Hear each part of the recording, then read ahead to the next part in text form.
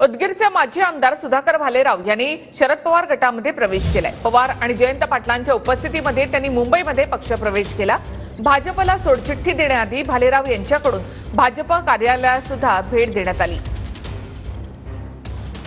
निवडून आलेल्या उमेदवारांनी मतदारांचा घात केला आहे।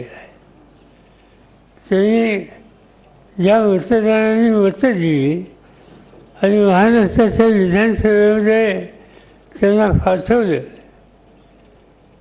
त्यांची साथ सोडली आणि वेगळ्या विचाराला जाण्याची भूमिका घेतली। जनतेचा आणि पक्षाचा घात केला आणि त्यांना योग्य प्रकारचा धडा शिकवण्याची आवश्यकता आहे।